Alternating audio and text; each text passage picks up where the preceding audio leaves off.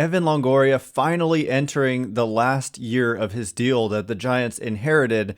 It's been a struggle for much of the deal. 2021 was a better season for Longoria, but is it time to start thinking about the future at the position in 2022 perhaps, instead of waiting until the contract expires? So we'll get to that question and so many others on today's mailbag edition of Locked On Giants.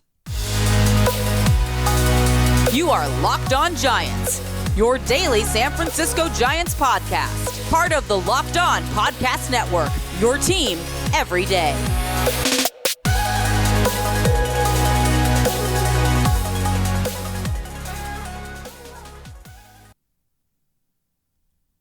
Hello and welcome to Locked On Giants, part of the Locked On Podcast Network, your team every day. My name is Ben Kaspick, and on this show we provide episodes 3 days a week until the lockout ends, talking about the San Francisco Giants in a way that's data-driven and rational, but also simple, passionate, and accessible to all. I'm a former contributor for the baseball statistics and analysis websites Beyond the Box Score and Rotographs. I've been podcasting about the Giants since 2015, and I'm a lifelong fan. Thank you for making Locked On Giants your first listen every day. We're free and available on all platforms, including YouTube, so check us out there if you have not already. And coming up on today's show, we're going to do a mailbag episode. There's some news about the lockout. We'll actually incorporate it into one of the questions. Not necessarily good news, but they're going to continue to meet. So we'll get into that a little bit more. But the first question comes from Gobert, who asks, now that Longoria has just 1 year left on his deal, is it possible for the Giants to start thinking of him as an unmovable contract, to stop thinking of him as an unmovable contract? Can we stop trying to find platoon partners for him and instead trade for / sign another cheaper and or better long-term solution? So it's a good question thinking about the future of the third base position, because for the longest time, we've kind of just, at least on this show, some people might feel otherwise, but talked about him as something they just kind of have to deal with because they traded for that contract. It was one of the last acts of Bobby Evans as general manager, one of the last major moves that he made. That was the offseason in which they acquired Longoria and McCutchen in trades, giving up Brian Reynolds to the Pirates in the process, which turned out to be a big, big mistake, as Reynolds is now a young star with the Pirates. But that's kind of going off on a tangent. The point is, Longoria was was one of the inherited players in that trade, so he's inherited by this new front office. And I mean, he's 36 years old. He's entering the last year of this contract. There is something to say, though. It's not necessarily the last year of the contract because there is a club option for 2023. And you might be thinking I'm insane for saying that it's a possibility that they would pick it up. But let me tell you why it might not actually be crazy. So it's a $13 million club option, which is reasonable enough as it is. But there's a $5 million buyout, which is pretty large for a $13 million option. So in reality, it's actually like effectively an $8 million decision that the Giants have to make on Evan Longoria. So the question really is he worth $8 million on a 1 year deal? The answer is probably no, especially when you're talking about his age 37 season. But it is important to note that it really is an $8 million decision for 2023. But the question you asked is about, can we stop thinking about him as an unmovable contract?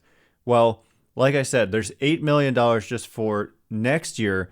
This year, he's owed $19.7 million, but the Rays are paying $5 million of that. So $14.7 million for this year. And then, as I said, an $8 million guarantee for next year. So what is that? $22.7 million for 1 year, because unless you pick up that option, that's going to be the cost. So that's a pretty unmovable contract, in my opinion. Evan Longoria for $23 million. You would certainly have to eat some of the money. And I just think they're possibly better off just letting it play out and then picking up the club option. And the other reason for that is that, I mean, first of all, you're not going to get anything back. If anything, some other team would just be wanting to give you salary relief. Even if you ate the entire contract, I don't think you're getting anything great for one season of Evan Longoria. And the other thing is that there's not a lot of options, at least on the free agent market. As I was looking through at the best third base options this offseason still available, the pretty much only name that really jumps off the page is Chris Bryant. And so perhaps that makes Bryant a better fit when you start thinking about planning for the future at the third base position. Because if you look at next year's free agent class, it's not good either. I mean, there really are no standout names here. There's Jose Ramirez, but he has a club option that the Guardians would be almost certain they will pick it up. It's a $13 million club option. And then you've got a Justin Turner who will be almost 40 years old with a $16 million club option and a $2 million buyout. That could definitely, he could be bought out and maybe he'll be the best option. But at 38 years old at the time, it's MLB Trade Rumors just lists him at 38 at the time. I don't know exactly when he would be turning 38, but that's not a very long-term solution either, although he would be a significant upgrade. So I'm not sure I'm seeing an obvious answer. You mentioned a trade. It's hard to look through every single team and see who's available and who's not, but I'm sure there are some options out there as trade targets. Third base is a pretty strong position. You've got a lot of good offensive players around the game at third base, and the Giants have not been very good at that position pretty much since peak Pablo Sandoval. And even then, he was kind of up and down. And so I think that they got the most out of Evan Longoria. He put together a strong season in just 81 games. I mean, almost 2 Fangraphs wins above replacement in half a season. So that's, he was on like a 3.5 WAR pace, which is a well above average player. Defense is still strong, and the bat was pretty solid. The one thing is he just continues to struggle against right-handed pitching. Even last year when the overall offense was much better, he was still a tick below average overall against right-handed pitching. But he's been a monster against lefties. So I just continue to say a platoon partner for him would be ideal. But again, I'm just not seeing the most obvious answers in the free agent market. And so it looks like they're just going to continue to be in a holding pattern with Longoria. But I don't know what the future is at the position because I don't necessarily see an answer once he leaves. So maybe, like I said, maybe this makes a Chris Bryant signing slightly more attractive to the Giants because he could move around this year and then maybe move more permanently to third base in the last few years of a deal. But again, I've expressed skepticism about how I think Bryant is going to age. I'm already seeing issues with the defense. We saw it a lot when he was with the Giants. So I don't know. Third base moving forward is just a big question. Maybe, they view like Marco Luciano as the long-term answer there, but I don't think he's going to be ready to just start the season in 2023 in the major league. So it's a big unknown at this point. Coming up next, more questions and answers. But first, it's that time of year I've pretty much given up on all of my New Year's resolutions, but not this year. I'm sticking with my resolution to eat right thanks to Built Bar. It almost feels like it's not really a resolution because I actually enjoy eating them. Have you tried the Puffs? If you haven't, you're missing out on one of Built Bar's best tasting bars. They are the first ever protein-infused marshmallow. Yes, you heard me right. They're fluffy, marshmallowy, and they're not just a protein bar. They're a treat, and they're covered in 100% chocolate. Sounds delicious, right? Well, what does that have to do with sticking to your New Year's resolution? Most Built Bars contain just 130 calories, 4 grams of sugar, 4 net carbs to go along with a whopping 17 grams of protein. Go to BuiltBar.com, use promo code LOCKED15, and you'll get 15% off your order. Use promo code LOCKED15 for 15% off at BuiltBar.com. All right, as promised, we are going to continue getting to your questions. We have a lot of good ones, and so let's just continue to jump into them. Dave Farmar Yoga asks, how likely is it that I'll be able to use the current bookings I have for my kids and I to go watch spring training the first weekend in March? And so the first weekend in March being the 5th, Saturday the 5th, and Sunday the 6th. Well, I replied on Twitter just now to you saying very unlikely, unfortunately. And I would have said that regardless. But MLB actually put out a statement today that goes as follows.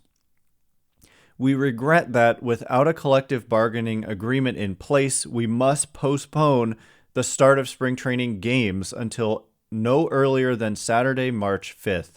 All 30 clubs are unified in their strong desire to bring players back to the field and fans back to the stands. The clubs have adopted a uniform policy that provides an option for full refunds for fans who have purchased tickets from the clubs to any spring training games that are not taking place. We are committed to reaching an agreement that is fair to each side. On Monday, members of the owners' bargaining committee will join an in-person meeting with the Players Association and remain every day next week to negotiate and work hard towards starting the season on time. So this answers your question and then some. It's tough. They put you in a tough position by saying no earlier than Saturday, March 5th. I would not bet on it. If you can do anything to change those plans, I personally wouldn't make any plans at all until there's an agreement reached, because I don't have confidence that they're going to reach an agreement anytime soon. However, by saying on Monday, members of the owners bargaining committee will join an in-person meeting with the Players Association and remain every day next week, that is a big deal. That is very different than what we've been seeing so far. Right now, I mean, for the longest time, the owners locked out the players, and then there was a dead period where pretty much nothing happened. They didn't discuss core economics at all for almost 2 months. And then they've started putting out major proposals, but they haven't been received well. And there's been, on average, a week or so between proposals. Like the owners will make a proposal, a week will go by, the players will make one, a week will go by. So slow progress, especially because in these updated proposals, they're barely changing anything. And so naturally, the side receiving the proposal doesn't like it. They grumble about it. Then they make a counter that's equally frustrating to the other side. And that's where we've been. So the fact that they're going to meet on Monday and potentially meet every single day, and we have Jeff Passan of ESPN, major baseball reporter, saying that they might even be meeting multiple times per day, every day. That's a good thing. And I, come back next week and we will cover those discussions, and hopefully there's some kind of progress. But I wouldn't bet on spring training games on March 5th. Literally is as optimistic as possible at this point, because they've canceled any games before that. So that's my take on it. I'm sorry you have to deal with that, but that is the reality we're living in. Next question comes from John, who asks, which of these 30 players does not make the opening day cut? Joey Bart. Okay, there's a lot of players to name here. I'm just going to do last names. Bart, Casali, Belt, Flores, LaStella, Dubon, Crawford, Estrada, Longoria, Ruff, Yastrzemski, Wade, Slater, Duggar, Webb, DeSclafani, Wood, Cobb, Beatty, Long, Doval, McGee, Rogers, Leon, Alvarez, Garcia, Littell, Brebbia, Castro, Santos. Wow. All right, then. So the way I'm going to answer this question is a good one, because it speaks to the Giants' depth that you could see pretty much any of these players deserving a spot on a Major League roster and on the Giants' Major League roster. But I really should pull up this spreadsheet I made in the offseason here, which I am having trouble finding right now. But basically, the way I'm going to answer this question is looking at the guys who have minor league options and who don't. And so a lot of them do have minor league options. And so let's start there. Of the guys you mentioned, I mean, okay, I'm going to have to sort through this a little bit.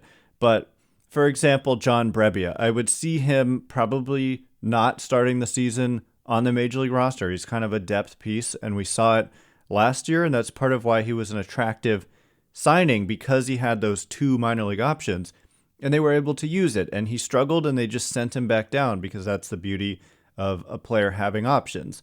So I would say Brebbia will be in that same kind of role.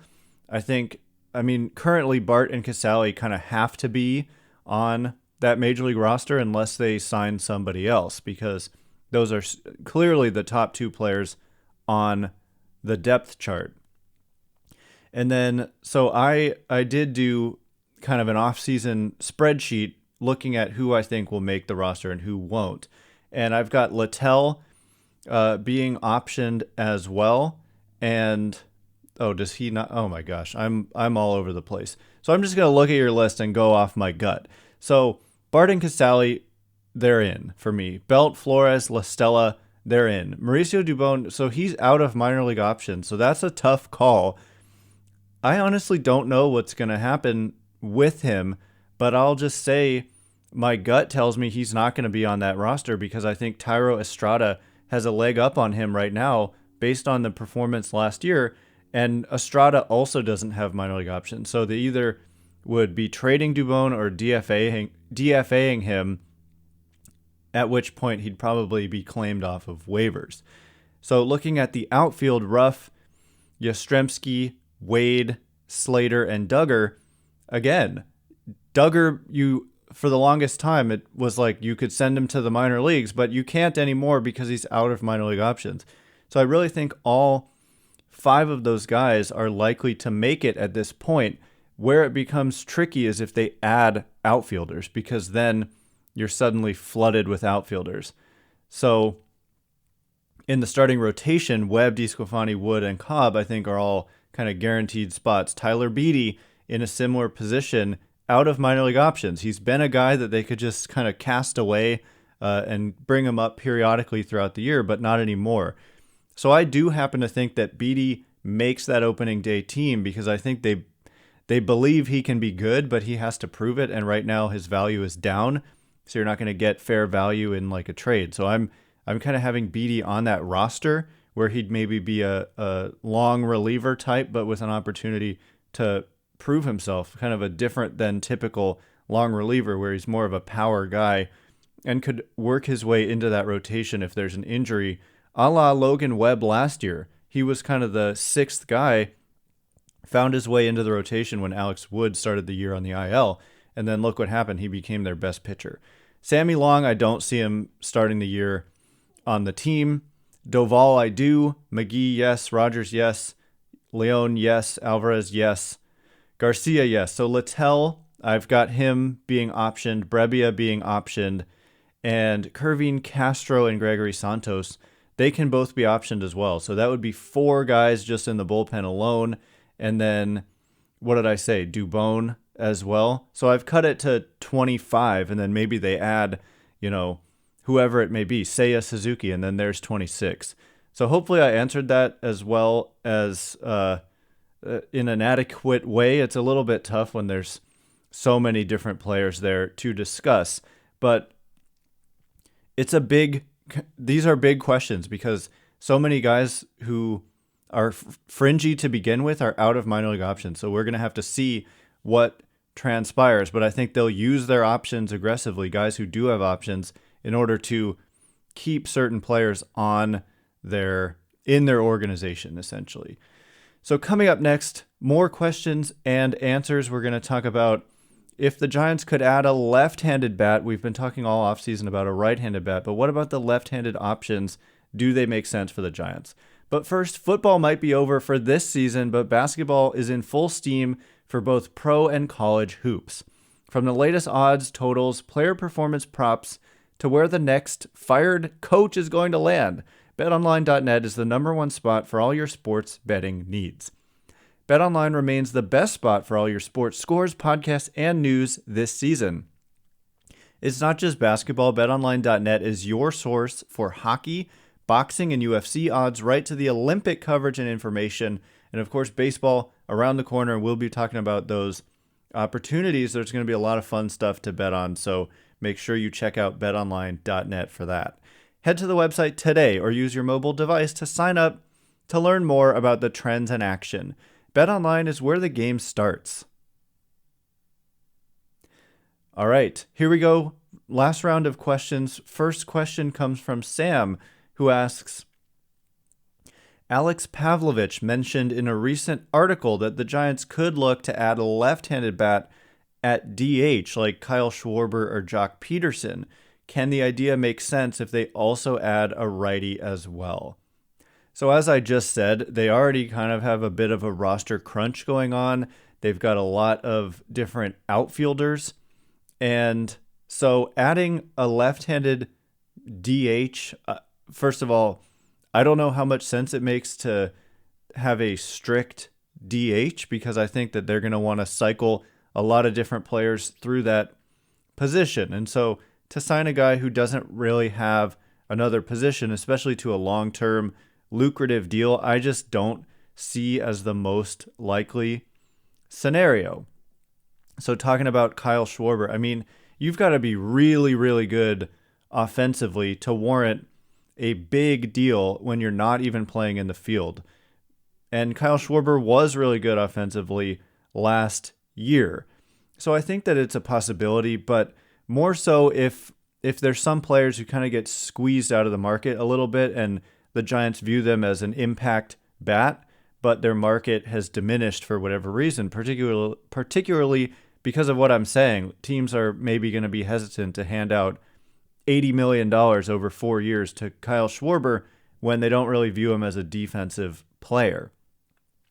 So Jock Peterson, to me, the value is kind of down. He bet on himself trying to get an everyday role where he was facing righties and lefties, and it didn't really go all that well. I know that he was a big player in the Braves and their World Series run, but ultimately it wasn't a really great season for Jock Peterson. And he's one of those guys that it would definitely be, I think, a 1-year pretty cheap deal if he were to want to come home to the Bay Area. But I'm not sure that the Giants are going to be all over that because, like I said, Steven Duggar is out of minor league options. They've got Mike Yastrzemski. They've got Lamont Wade Jr. They've got Austin Slater and Darren Ruff, and then some other guys like Thairo Estrada, Mauricio Dubon. They can also play in the outfield. So they've got a lot of different options floating around, including, Elliot Ramos as well. He's someone that they might want to give a look to at some point this season. He's on the 40-man now. They've got Jalen Davis on the 40-man now. So to see them adding a lefty and a righty, I just don't know that there's really room for that, and I don't know how they would work out the collateral damage, like the guys who would be missing out on playing time. What are you going to do with them at that point? And so I think like one bat, Seiya Suzuki, for example, makes a lot of sense. It could allow them, I mean, even then it would be a crunch. And suddenly I'm looking at, Wade, Duggar, and Yastrzemski as 3 left-handed outfield options against a right-handed pitcher, but you've got Seiya Suzuki maybe as an everyday guy. So one of those 3 would have to go to the bench in that case. And you've got Ruff, Slater, and Suzuki maybe against a left-handed pitcher. So even then, there's a bit of a crunch. So I don't know. I think if they add a lefty, it would also create a problem. Like, say it's Michael Conforto, and he's going to play in the outfield. You're asking about DH, though. So I guess it's possible. And as I was just describing, you've got this extra outfielder. I suppose one of them could be the DH. But that's just if you add one guy. So if you add a lefty and he's the DH, and then say you also add a righty, like, I don't know, instead of Suzuki, it's Nick Castellanos. So maybe Schwarber's your DH, and then against a right-handed pitcher, you've got Castellanos in right field, although I don't think you would want him to play right field. So you put him in left field, and then you got Ruff in right field, or you got Yastrzemski and Duggar. There are so many interchangeable parts. I guess I could see that being a possibility.